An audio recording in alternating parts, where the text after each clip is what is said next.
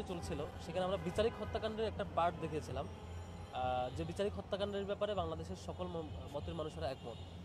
আমরা একাত্তরকে কেন্দ্র করে এর আগেও অনেকবার বক্তব্য দিয়েছি, বলেছি একাত্তর বাংলাদেশের আমাদের গৌরবোজ্জ্বল অধ্যায়। একাত্তর আমাদের বাংলাদেশকে এই অঞ্চলে একটা স্বাধীন ভূমি এবং মানচিত্র দিয়েছে। আর ভারতীয় আধিপত্যবাদের কবল থেকে মুক্ত করা এবং ফ্যাসিবাদ থেকে মুক্ত করার জন্য 24 আমাদেরকে মানে এই চূড়ান্ত মুক্তিটা দিয়েছে। অর্থাৎ একাত্তরের একটা এক্সটেন্ডেড ভার্সন হলো 24। একটাকে মুখোমুখি দাঁড় করানোটা, এটা হচ্ছে মুদিবাদী সিন্ড্রোমের বহিঃপ্রকাশ। এইটা একটা চক্র, যারা বাংলাদেশের স্বাধীনতা যুদ্ধের পরে বাংলাদেশকে অশান্ত করেছে এবং বাংলাদেশকে একটা হুমকির মুখে নিয়ে গেছিল বাক্সাল টাইমের মধ্য দিয়ে, যারা বাক্সালকে ফেস্টিভ মোডে এনজয় করেছে। আবার সেম চক্রটা পরবর্তীতে এই অঞ্চলে ফ্যাসিবাদ কায়েম করেছে, শাহবাগী ফ্যাসিবাদ। যেই শাহবাগী ফ্যাসিবাদের মধ্য দিয়ে এখানে বিচারিক হত্যাকাণ্ড যেমন ঘটেছে, একদিনে শতাধিক মানুষকে ক্রস ফায়ার দিয়ে হত্যা করা হয়েছিল। সে হত্যাকাণ্ডকে জাস্টিফাই করা হয়েছিল দিলওয়ার হোসেন সাঈদীর রায়ের সময়। এবং পরবর্তীতে আপনারা দেখেছেন যে শাপলা হত্যাকাণ্ডকে তারা জাস্টিফাই করেছে। এভাবে করে তা আওয়ামী লীগকে ইম্পাওয়ার করে ফ্যাসিবাদী রূপে রূপান্তর করতে সামগ্রিক সহযোগিতা তারা করেছিল। তো সেই জিনিসটার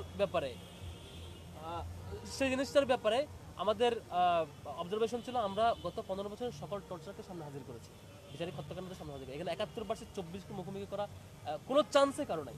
71 তো বাংলাদেশের একদম প্রাইম গৌরবোজ্জ্বল অধ্যায়, আমরা বারবার ক্লিয়ার করেছি। আর একই সাথে গণহত্যার ব্যাপারে আমাদের বক্তব্য ছিল সকল গণহত্যার বিচার হইতে হবে, বিচার ফেয়ার করেন, ফেয়ার বিচার হবে, ইনসাফ নিশ্চিত করেন। বিচারে যারা অপরাধী পাওয়া হয় তাদের পানিশমেন্ট দিবেন। বিচারের মানে এইটা না যে হচ্ছে আপনি আইনজীবীকে গুম করে আয়নাঘরে নিয়ে যাবেন। বিচারের মানে এইটা না সাক্ষ্যকে গুম করে নিয়ে যাবেন। আপনাকে রাষ্ট্রপক্ষের পক্ষে সাক্ষ্য দিতে বাধ্য করা হবে, আর বাধ্য না হইলে আপনি যদি ডিনাই করেন আপনাকে গুম করে নিয়ে যাবে, আপনাকে পরে ভারতে পাওয়া যাবে।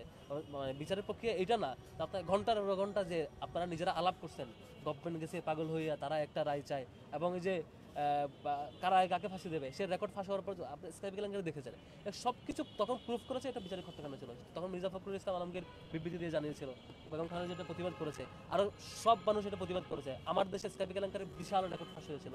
এবং 5 তারিখে পরে দেখেছেন সেই সাক্ষীরা যারা বাধ্য হয়ে সাক্ষ্য দিয়েছিল, মিথ্যা সাক্ষ্য দিয়েছিল, সেই সাক্ষীরা এসে বলেছে যে আমরা মিথ্যা সাক্ষ্য দিয়েছে, সাক্ষ্য দিতে বাধ্য হয়েছিল। এই হত্যাকাণ্ডটা আমরা হাজির করেছি।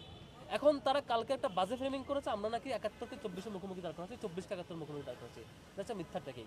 তারা ছাত্র শিবিরকে পাকিস্তানি ট্যাগিং দিয়ে কাউকে স্লোগান দিয়েছে, সাদিক কায়েমকে পাকিস্তানি ট্যাগিং দিয়ে স্লোগান দিয়েছে। এরা মূলত হচ্ছে আসলেই কার ছবি টাঙ্গাইছে এটা ইস্যু না, কার ছবি টাঙ্গানো হয়েছে এটা ইস্যু হলে ছাত্রদল গত বছর ডিসেম্বরে যে সালাউদ্দিন কাদের চৌধুরীর ছবি এখানে টাঙ্গানো হয়েছিল বিচারিক হত্যাকাণ্ডের পার্টি, তখন কেউ বিরোধিতা করে নাই। বিরোধিতার মধ্যে ছাত্র শিবিরের ইস্যুটাই, যেমন আমরা প্রেস কনফারেন্স করেছিলাম গত বছর মধুর ক্যান্টিনে। প্রেস কনফারেন্স করার পরে এই বছর প্রেস কনফারেন্সের পরে তারা বিবৃতি দিয়েছে আমরা নাকি মধুদাকে হত্যা করেছি, মধুদায়ের হত্যা দায়নি, ওই টাইপের প্রেস বিট তারা করেছে এবং নিন্দা জানিয়েছে।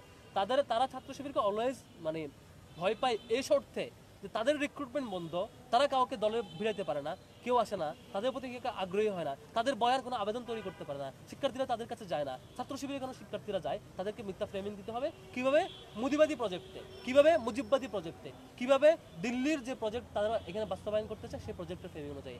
যারা বাংলাদেশে এখনো নতুন জেনারেশন এখানে পাকিস্তানকে দেখেন, বাংলাদেশের এই ভূখণ্ডে যারা পাকিস্তান থেকে স্বাধীন হয়ে যে বাংলাদেশ হয়েছে সেখানে এখনো কাউকে পাকিস্তানি দেখেন, ওকে পাকিস্তান দেখেন, পাকিস্তানের স্বপ্ন দেখেন, তারা নিঃসন্দেহে এখানে দিল্লির প্রজেক্ট বাস্তবায়ন করছেন। এখানে কাউকে পাকিস্তানি ট্র্যাকিং দেওয়া, পাকিস্তানি ফ্রেমিং করা, 71কে 24-এর মুখোমুখি দাঁড় করানো, এই ষড়যন্ত্রকে আমরা বাস্তবায়ন হতে দেবো না, আমরা দিইও নাই। আর যে কোনো ইনসাফের বিপরীত যে কাজ হবে এটার বিরুদ্ধে আমাদের অবস্থান ছিল। 71-এর সকল গণহত্যার বিচার হবে এবং এরপরে সকল গণহত্যার বিচার বাংলাদেশে হবে। কিন্তু ইনজাস্টিস হইলে বা অন্য কোনো ধরনের বিচারিক হত্যাকাণ্ড শিকার হলে সেটার বিরুদ্ধে আমাদের অবস্থান জারি থাকবে। আমরা এইবার আজকে যেটা করেছি, শুধু ছবি দেওয়ার পরে যখন তাদের বিরোধিতা ছিল, প্রশাসন সেটা সরিয়ে নেওয়ার চেষ্টা করছে, দাবি করছে, আমরা তাদেরকে নিষেধ করি নাই। তবে আজকে আমরা ডকুমেন্ট শো করেছি যে বিচারিক হত্যাকাণ্ড ছিল। আর 71-এর যদি সুষ্ঠু বিচার হয় হত্যাকাণ্ডের এবং অন্যান্য হত্যাকাণ্ডের বিচার হয়, সেখানে আমরা নিজেরা উল্টো কোঅপারেট করবো, যেভাবে কোঅপারেট করতে হয়। কিন্তু বিচারিক হত্যাকাণ্ড, ক্রস ফায়ার, আয়নাগর, এগুলোর বিরুদ্ধে ছাত্র শিক্ষার অবস্থান আগে জারি ছিল, সামনে থাকবে। আর যারা শিক্ষার্থী বিচ্ছিন্ন, জনবিচ্ছিন্ন এই অংশটা আপনারা দেখেছেন, 7ই মার্চের শেখ মুজিবকে 15 আগস্টের শেখ মুজিবের রূপান্তর করছিল কারা?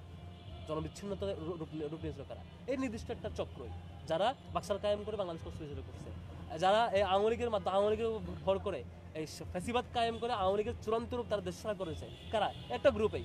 তারা আজকে যদি বিএনপি ছাত্রদল বা কারোর উপর ভর করে নতুন বয়ান নির্মাণ করতে চায়, তারা তো নিজেরা ডুববে, অন্যদেরকে ডুবাবে। আমাদের ক্লিয়ার বক্তব্য, আমরা আসলে নাম্বার 1 হচ্ছে 71 বাংলাদেশের সবার অর্জন, এটা গৌরবোজ্জ্বল অধ্যায়, এই অঞ্চলের মানুষের অর্জন, আমাদের গৌরবোজ্জ্বল অধ্যায়।